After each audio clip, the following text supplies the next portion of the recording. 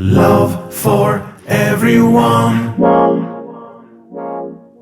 Love is all around.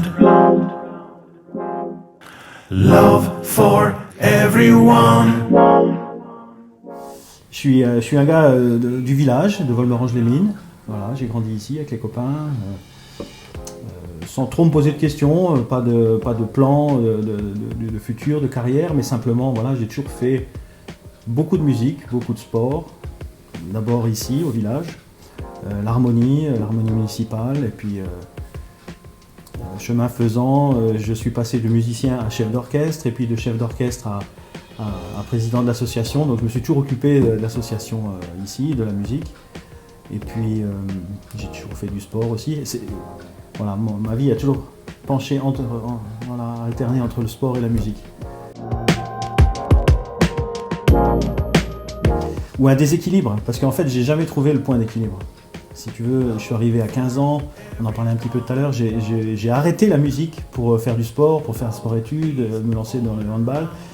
Et puis après, je me suis rendu compte que finalement, la musique me manquait. Donc j'ai remis le frein sur le handball pour me redestiner à la musique, conservatoire. Et puis comme ça, j'ai toujours un peu... et j'ai jamais trouvé le point d'équilibre, justement.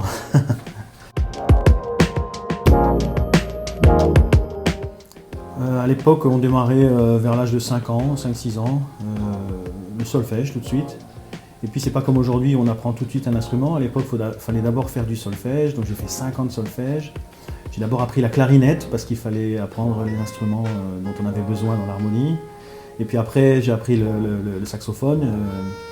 Et puis ensuite, voilà, je me suis intéressé aux instruments modernes, la guitare, le piano, parce que la musique, c'est toujours une histoire de famille. Mon père jouait de la guitare, ma grand-mère était pianiste. Donc finalement, voilà, il y avait tous ces instruments-là autour de moi. Je me suis amusé à les apprendre en autodidacte.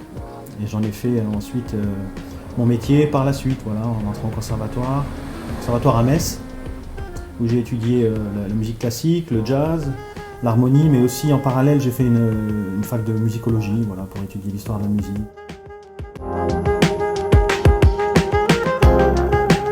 Oui, c'est une source d'inspiration dans le sens où on a écouté beaucoup de musique, en tout cas la musique que lui mettait à la maison quand on était petit.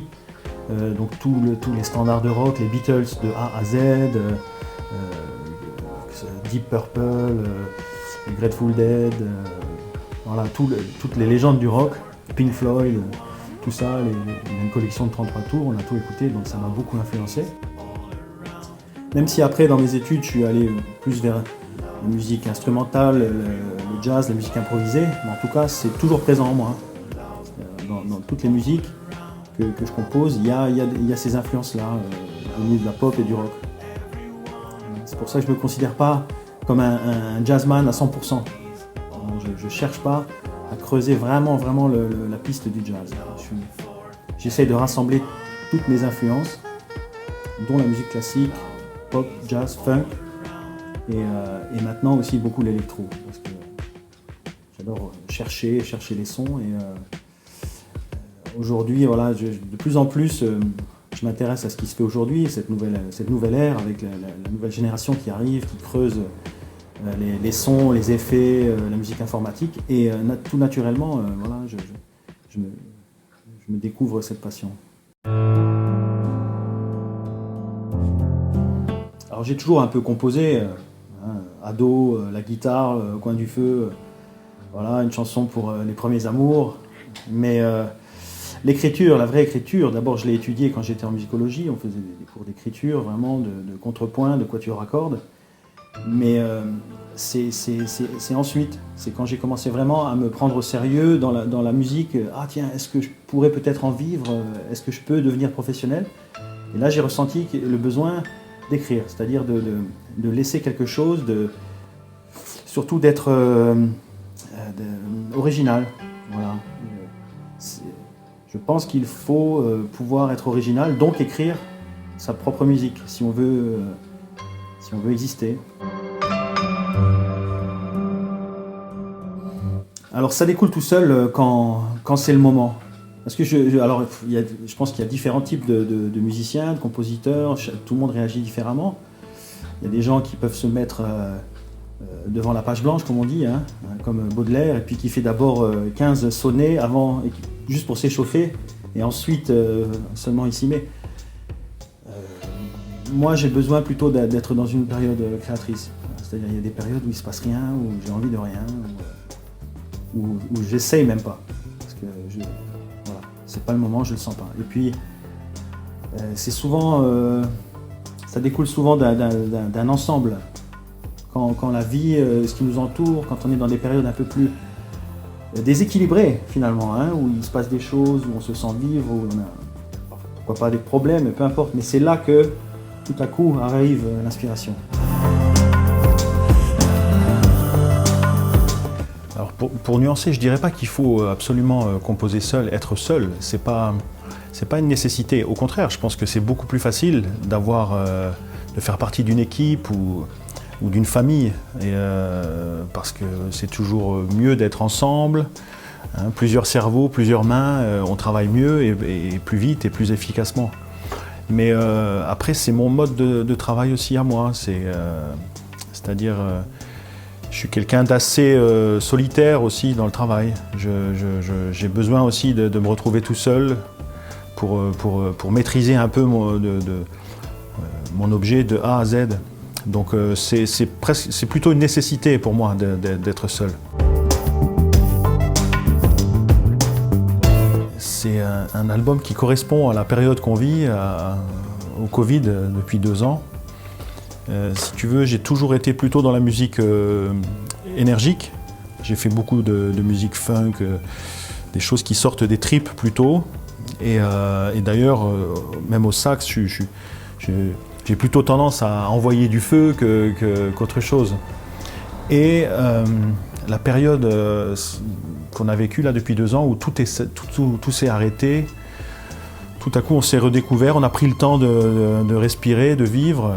C'est comme ça que je présente l'album aussi. C'est-à-dire, on est en 2022, la société, on est dans un rythme effréné, on ne s'en rend pas compte, les médias, les images, tout ça, tout va à une vitesse folle. On n'a pas le temps de réfléchir. Et quand le Covid est arrivé, tout à coup, tout s'est arrêté et nos habitudes ont changé et on s'est redécouvert. On a découvert qu'on pouvait ressortir, voir les forêts, les arbres autour de nous, redécouvrir les oiseaux ou voir un renard qui arrive dans le village. C'est des choses. Et pendant cette période, alors maintenant on est en train de reprendre les mauvaises habitudes, et pendant cette période-là, on s'est rendu compte de ce qui était nécessaire et ce qui était le principal dans la vie. Et c'est ça qui m'a inspiré sur cet album. C'est pour ça que c'est un album très très calme. C'est que à ce moment-là, je me suis dit, voilà, on s'arrête. Pourquoi le titre de l'album aussi, c'est spiritualité, c'est parce que tout ça, c'est pas étranger non plus. Le fait de se recentrer avec soi-même, de retrouver un sens à sa vie, se poser des questions, simplement, voilà. C'est un album qui est inspiré de ça, de cette période Covid. Alors il y a un fil rouge quand même. Musicalement, l'idée c'est d'abord de faire une recherche de son. Je suis saxophoniste, mais il y a quasiment pas de saxophone sur l'album. Il y a un solo et un deuxième où le sax est assez discret, derrière dans le mix. Donc je voulais pas un album de saxophoniste démonstratif. C'est quelque chose plutôt d'intime, donc je voulais quelque chose d'assez calme. La même chose pour la voix. Il y a très très peu de chant aussi. Voilà, j'ai voulu que la voix soit comme le sax. C'est-à-dire derrière, et vraiment de travailler sur des ambiances, des textures, quelque chose de plus intime. Voilà, le fil rouge dans cet album, c'est la recherche du son. Donc j'ai passé beaucoup de temps, il m'a fallu 2 ans pour faire cet album. J'ai passé beaucoup de temps à rechercher les sons, les sons qui collent ensemble, les retravailler pour que chaque morceau ait une identité propre.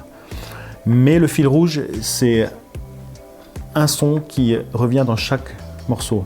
En fait, le seul synthé qu'il y a dans chaque morceau, c'est un son que j'ai créé sur un synthé modulaire, c'est-à-dire on peut créer un son à partir de rien, donc c'est un son qui est vraiment personnel que j'ai créé.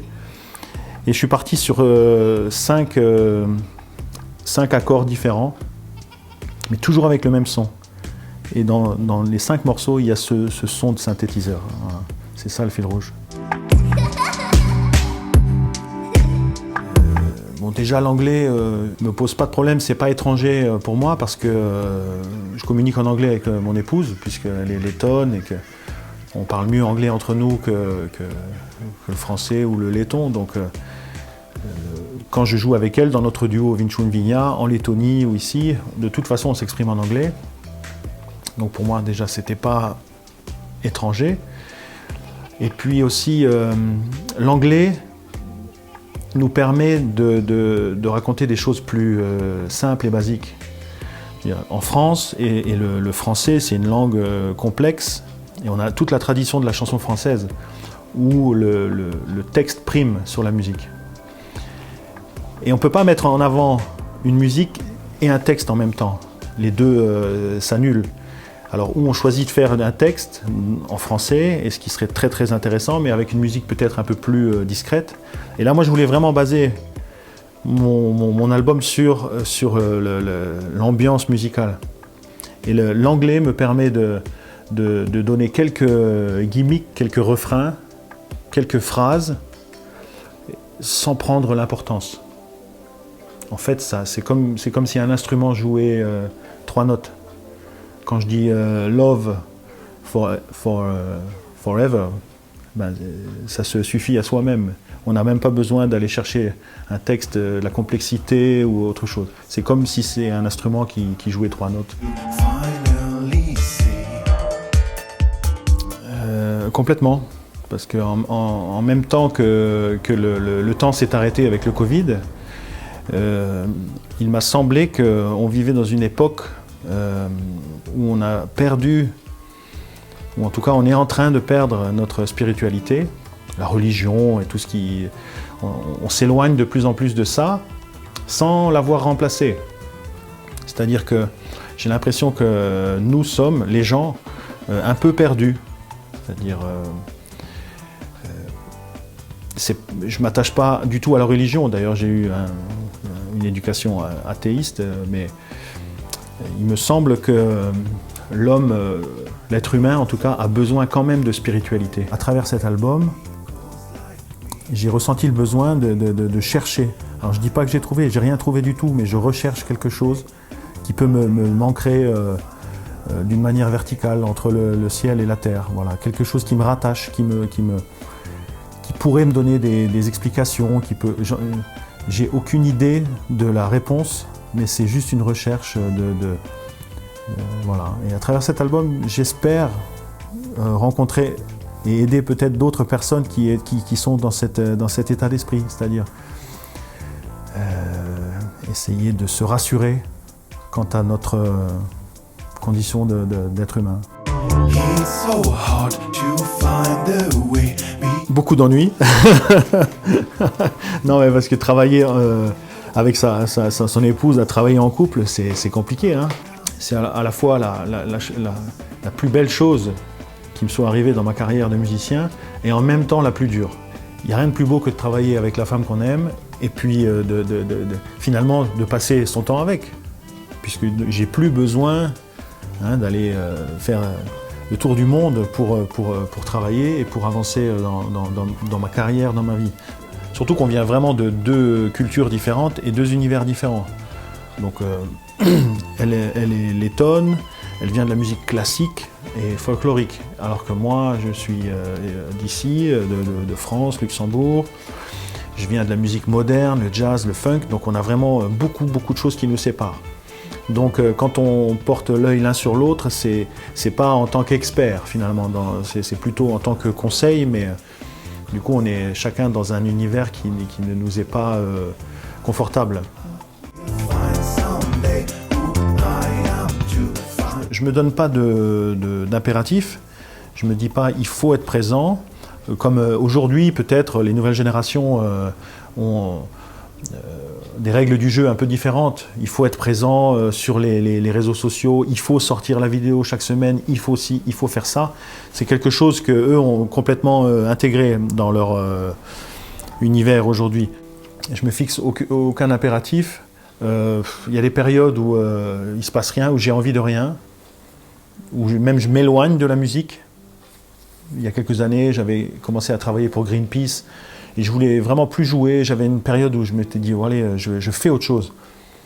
Et puis finalement, la musique est revenue vers moi et je suis revenu. Voilà. Je me laisse un peu guider par les périodes, les envies. Donc voilà. Je ne sais pas s'il faut être présent, mais en tout cas, régulièrement, j'ai envie de faire des choses, un nouvel album, une nouvelle tournée. Voilà. Plus jeune. Dans 5 ans, ce qui est sûr, c'est que je ferai de la musique, je continuerai à jouer. Peut-être j'aurai encore 2 ou 3 albums à mon actif, j'en sais rien, mais je pense que l'avenir me réserve encore beaucoup de surprises. Bien sûr, je joue avec beaucoup d'artistes différents. Je fais beaucoup d'enregistrements studio pour de nombreux artistes, que ce soit ici ou alors beaucoup dans les pays de l'Est, les pays baltes. Parce que ça aussi, ça a révolutionné les choses. Hein. Aujourd'hui, avec les studios personnels, Internet, on travaille à distance. Un peu comme le télétravail pour les gens. On échange des fichiers, j'enregistre ici dans mon studio, j'envoie les fichiers. Donc voilà, j'ai travaillé pour beaucoup d'artistes, même de renom. Hein. Et puis après, avec des formations en live, je joue tous les mois avec d'autres artistes. Je butine à gauche à droite, c'est pour les gens qui ont envie de travailler avec moi. Voilà, dans ce décor ici avec le piano. C'est ici que ça se passe.